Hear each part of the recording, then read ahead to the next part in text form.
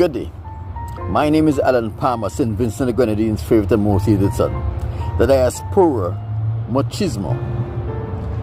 This is a photograph of Keithron Mills of Chester Cottage in Georgetown of St. Vincent and the Grenadines.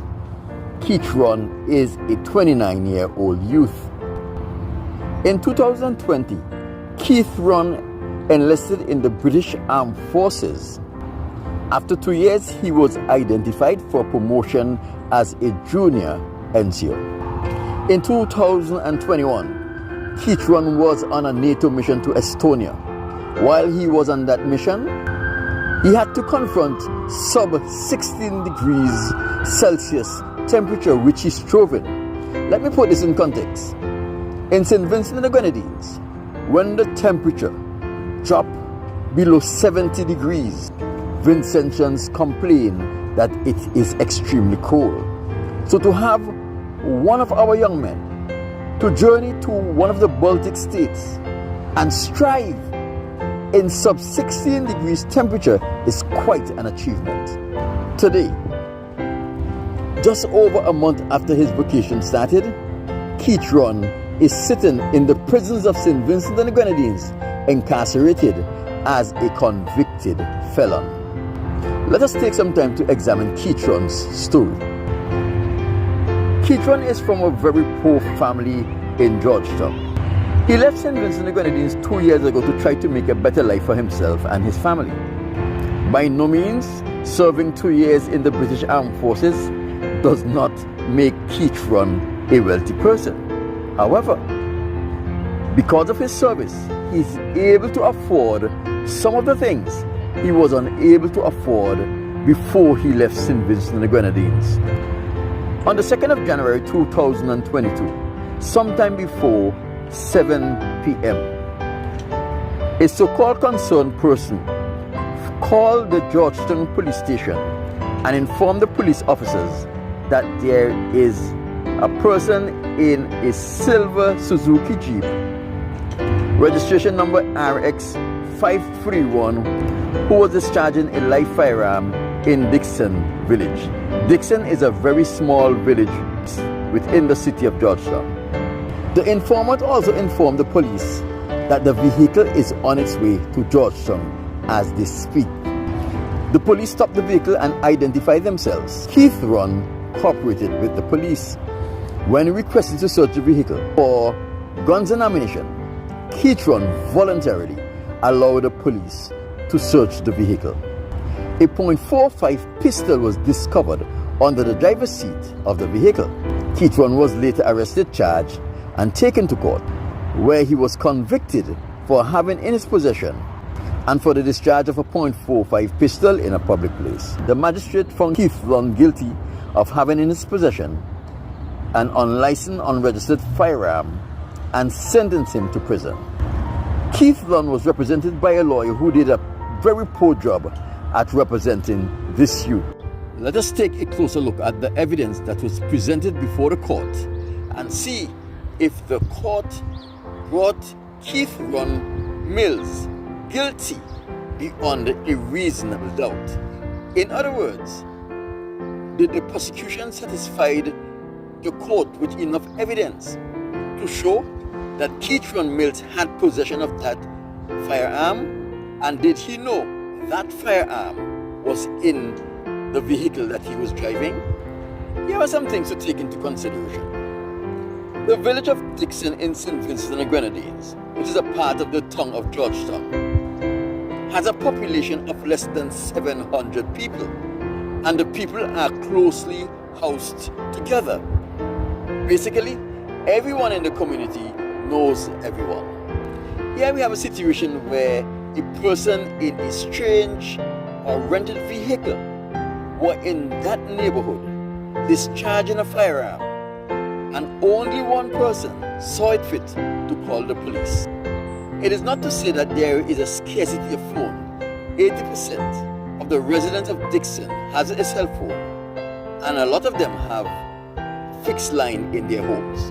So why is it after a strange vehicle was discharging live ammunition in this small community, why is it only one person call the police and make such a report. Point number 2, isn't it strange that the person who made a report of a vehicle that was discharging live firearm in the neighborhood were able to get close enough to that vehicle to record the registration number of the vehicle? The evidence that was presented in court says that a concerned citizen called the police station. Now, this is a very important and interesting point we must examine. There is a difference between a concerned citizen and an anonymous caller. A concerned citizen is one who is willing and ready to give their particulars to the police, but may be requested not to be identified publicly as the informant. However, a person who called the police and refused to give their particulars to the police is not a concerned citizen. They are considered an anonymous caller. Why they are considered an anonymous caller? Because the police has no way of determining whether the person who called is concerned about a situation that is actually happening or is calling maliciously out of malice.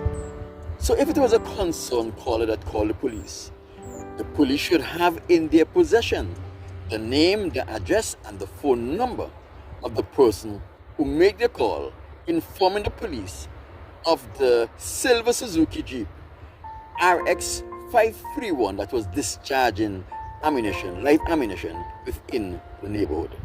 I have a sneaking suspicion that the police in St. Vincent and Grenadines do not have the name, the address, or the phone number of the person who called because they are not a concerned person. They call as an anonymous informant. Another point we must consider, that if this young man knew he had a firearm in his possession in the vehicle, would he have stopped for the police when they flag him down? No, he would not have stopped. Would he have voluntarily give the police permission to search his vehicle? No, he would not, because he would have known that he has within his possession something that could jeopardize his entire career, and therefore would have tried to evade the police in order to free himself of the illegal gun he had in his possession. Court also heard evidence from Keithron Mills' brother, who were in the vehicle with Keithron subsequently to the stop, that they didn't went to Dixon and they didn't have a gun and they did not discharge a gun in the vehicle. I dare to say that if the phone call that was made to the Georgetown police station on January the 2nd, 2020, just prior to 7 p.m. was made from a landline, you will discover that the landline is nowhere near Dixon Village, where the offense was alleged to have been committed. I will also dare to say that if that phone call was made from a cellular phone, if a triangular of that phone call was made, you will discover that the person who made the call was nowhere near Dixon Village when that call was made to the police. It is also important to note that Keithron Mills never accepted responsibility for the gun in the vehicle which he was driving, which is a rented vehicle. And in his evidence in court, he denied ownership or knowing of the gun in the vehicle that he had possession of. I therefore must conclude that Keithron Mills was a victim of a crime. He was set up by someone in his neighborhood just to cut him. Very often when people return to St. Vincent and Grenadines and are in their neighborhood, they leave their vehicle unattended and go about their business, go into their houses to do whatever they want to do. I am betting that someone in Keithron's village saw him return home, see him renting vehicles, and think to themselves, he's a poor boy coming home and trying to show off on us, see renting vehicle, and decided to set up Keithron so he can lose his job. One of the qualities of Vincentian, we are small-minded and We hate to see other people make it and we are not make it. We cannot find the love in our hearts to celebrate the success of others, and therefore we always try to pull anyone who is experiencing a little success down. In my opinion, Keithron Mills was a victim of a crime, and if the police had a report from a concerned citizen, the police would have the information of the person who made the report to the police, and they ought to carry out an investigation to see if that person was responsible for planting that firearm in the vehicle, in the rented vehicle that was in Keithron's possession, or if they were a part of a bigger conspiracy. I am of the opinion that Keithron Mills was framed, he was set up, and it was done because of small-minded jealousy by someone in his community. My name is Alan Palmer, St. Vincent and the Grenadines' favorite and most hated son, the diaspora machismo. Listen to the extract from a testimonial written by Keithron's major who supervised him on missions had to say about this young man. Keithron demonstrated a keen intellect and professional competence well beyond what would be expected of a soldier of his seniority. He demonstrated exceptional resilience and determination despite having to function under 16 degrees Celsius weather.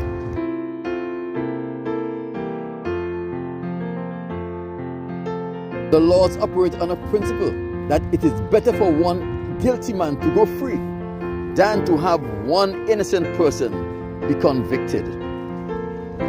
The Attorney General Office, the Director of Public Prosecution, and the Minister of National Security needs to look into this matter closely and launch an investigation to see if this innocent man is incarcerated and was found guilty, contrary to the principle under which the law operates.